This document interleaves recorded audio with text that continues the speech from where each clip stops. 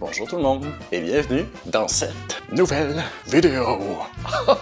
Comment ça va aujourd'hui? On perdra pas de temps, comme vous avez vu dans le titre. Aujourd'hui, on s'attaque pour le deuxième épisode des expressions québécoises. Puis aujourd'hui, petit spécial, je vous en ai déniché 10 qui portent sur la bouffe. Ou du moins qui ont le thème de la bouffe dedans. Fait que sans plus attendre, on va commencer la vidéo, mais vous connaissez la chanson, j'en suis sûr. Trouvez-vous une place confortable, que ce soit assis, debout, couché, ce que vous préférez, avec un bon petit café. Puis là maintenant, on peut commencer la vidéo. Avoir des croûtes à manger. Avoir des croûtes à manger, c'est pas avoir des croûtes à manger. Va-t'en. En gros, avoir des croûtes à manger, c'est d'acquérir de l'expérience avec le temps. T'sais, on pourrait l'utiliser un peu comme dans la situation suivante. Le petit nouveau, il est pas pire, mais il y a encore des croûtes à manger. Ou, hey, ça fait 2 ans que je travaille là, puis je dois avouer que quand je regarde les gens que ça fait longtemps qu'ils sont là, j'ai encore beaucoup de croûtes à manger.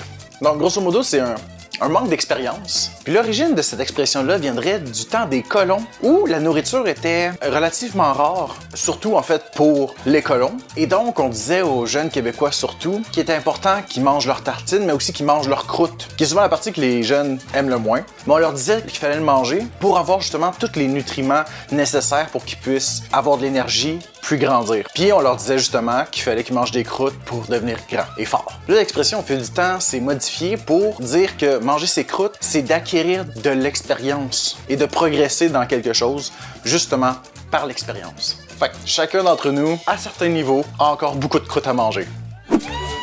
Avoir un six-pack. Ça, c'est une expression qui est souvent utilisée au Québec, mais aussi aux États-Unis, et je sais pas si c'est utilisé aussi en Angleterre. Mais en gros, cette expression-là, c'est pour parler de quelqu'un qui a beaucoup d'abdominaux, que ses abdominaux sont apparents. Un peu comme moi. Puis en gros, c'est un peu un anglicisme. Non, en fait, c'est totalement un anglicisme. Du six-pack. Puis en gros, c'est, si on fait la traduction littérale, c'est un paquet de 6. Puis là, on pourrait se dire un paquet de 6 quoi? On parle souvent d'un paquet de 6 bières, que ce soit en canette ou en bouteille. Puis, c'est justement pour parler des abdominaux apparents, parce que ça donne l'impression qu'il y a justement des canettes en arrière de la peau, tellement ils sont bien dessinés. Puis on peut les utiliser dans la situation où on dit que quelqu'un fait beaucoup d'efforts, puis qu'il va beaucoup au gym, à la salle de sport, puis qu'il travaille beaucoup ses abdominaux tellement qu'il est rendu avec un 6-pack.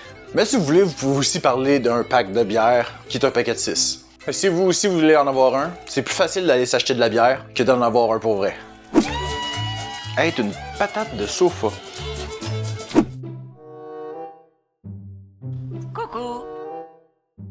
Être une patate de sofa. Ça nous arrive tous, ben ou presque, là, d'être une patate de sofa. La preuve, mon chat, présentement pendant que je suis en train de filmer, est une patate de sofa. La preuve. Puis en gros, l'origine de cette expression québécoise-là a à peu près la même origine que quelques expressions que je vous ai déjà parlé dans le passé, dans la première vidéo. Je sais pas si vous vous rappelez, dans la première vidéo, je vous avais parlé un peu qu'il y avait des expressions québécoises qui venaient d'anglicisme directement des États-Unis ou juste de quand on était colonisé. Si vous vous en rappelez pas, ou si vous avez pas vu la première vidéo, je vous la mets juste là. Et en gros, cette expression-là vient exactement de l'anglais « couch potato ». C'est tout simplement pour parler de quelqu'un qui va rester assis longtemps, très longtemps, sur le divan. Que ce soit à gamer, soit à regarder des films, soit à regarder des séries ou toute autre activité qu'il veut faire. Puis souvent aussi, on va utiliser cette expression-là, mais on peut utiliser une autre expression aussi pour parler de ça. Ça serait juste « veger ». Par contre, « veger », on peut l'utiliser pour autre chose que juste sur le sofa. Disons, j'étais avec mes amis, on est allé dans un parc puis on a végé toute l'après-midi.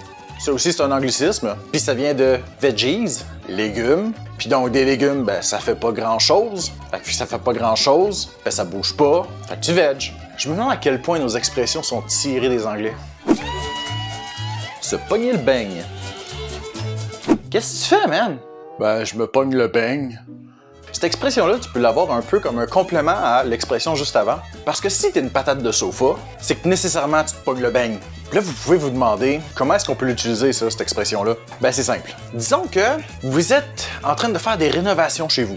Puis que là, vous êtes plusieurs, puis que tu demandes à quelqu'un « Hey, telle personne, est-ce qu'elle a démoli le mur ou pas finalement? » Puis que là, la personne te dit « Non, elle est dans la chambre depuis tantôt, elle a rien fait, elle se pogne le beigne. » Et c'est quand tu fais pas quelque chose que tu es censé faire. On a une autre expression pour ça au Québec qui, selon moi, est à l'origine de l'expression se pogner le beigne. Et c'est tout simplement se pogner le cul. Puis si tu fais vraiment rien, ben tu peux te pogner le cul à deux mains. Là, vous pouvez être en train de vous demander, mais c'est quoi le lien entre un cul puis un beigne? Ça te fait penser à quoi?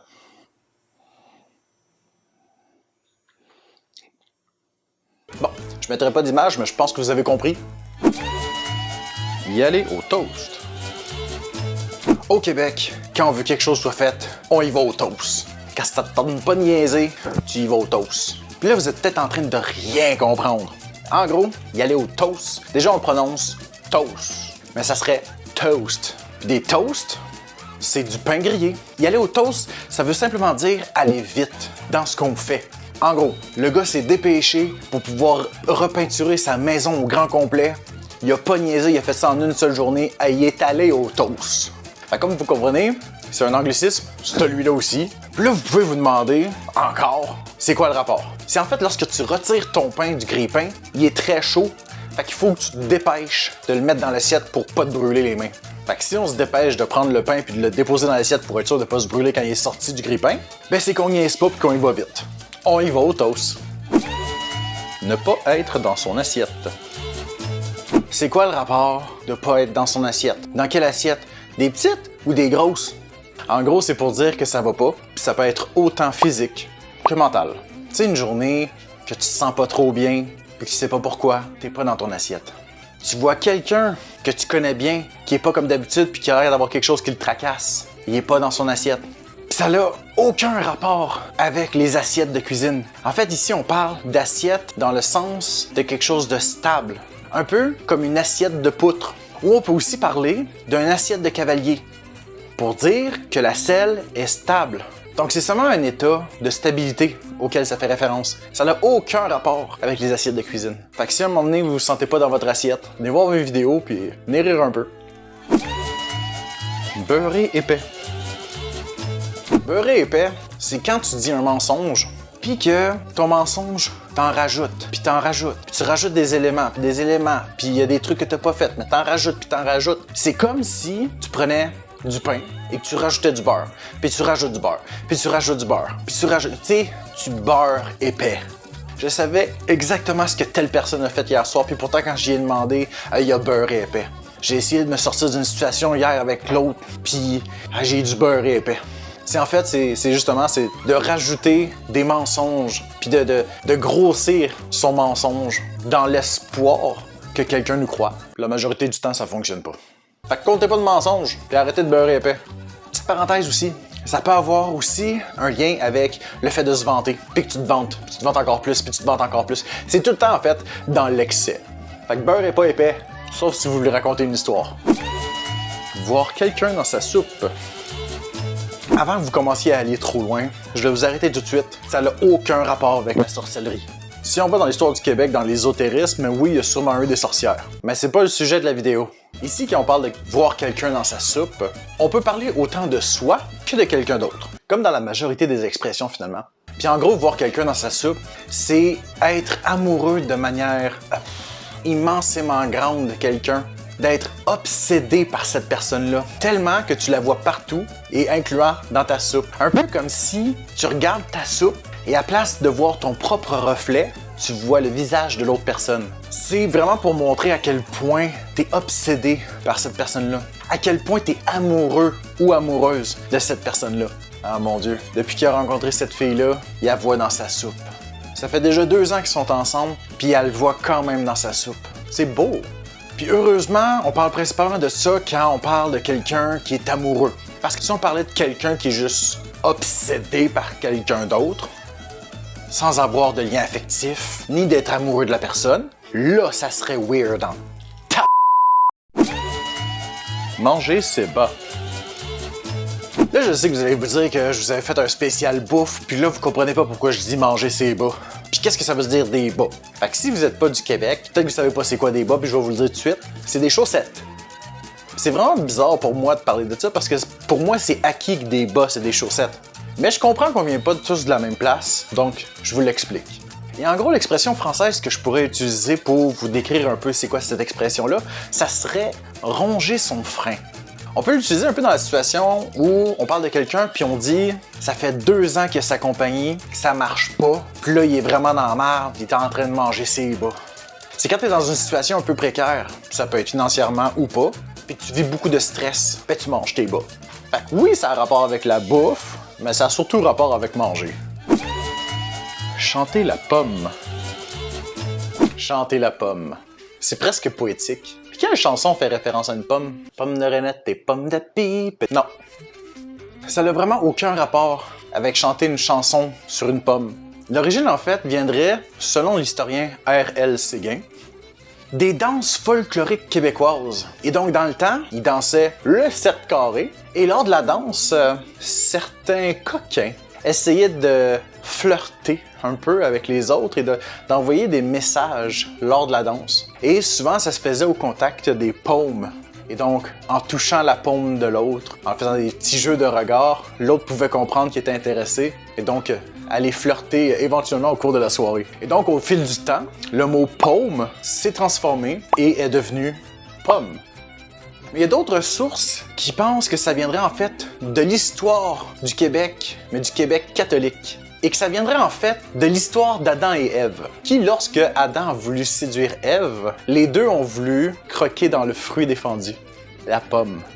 Et donc, cette expression pourrait venir aussi de ça. Fait que quelqu'un dit que... Quoi? Elle l'a payé, on va le manger. Et donc, c'était les 10 expressions québécoises que je vous ai dénichées sur le thème de la bouffe. Puis oui, petit complément ici, au Québec, dire bouffe, c'est pas péjoratif, mais c'est pas positif non plus. C'est pour ça que des fois, on peut parler de bouffe gastronomique, ou on va aller se manger une petite bouffe. J'espère que vous avez aimé cette vidéo-là. J'ai vraiment beaucoup aimé faire les recherches là-dessus, j'en ai appris davantage sur les origines des expressions qu'on utilise à tous les jours. Puis j'aime ça faire ces recherches-là parce que ça me force à réfléchir puis à essayer de trouver des expressions que j'utilise qui sont tellement ancrées dans mon vocabulaire que pour moi c'est acquis que tout le monde connaît ça, mais c'est pas vrai. Donc vous connaissez la chanson, si vous avez aimé ce que vous avez vu jusqu'à maintenant, n'hésitez pas à liker, commenter, vous abonner si c'est pas déjà fait, puis à me suivre sur mes différents réseaux sociaux que je vais mettre en description. Puis n'hésitez pas à me dire dans les commentaires c'est quelle expression que vous connaissiez déjà, puis lesquelles que vous avez appris. Puis faites-moi un top 3 dans les commentaires des expressions que vous avez préférées dans cette vidéo. Sinon, moi je vous dis à la prochaine vidéo. Ciao!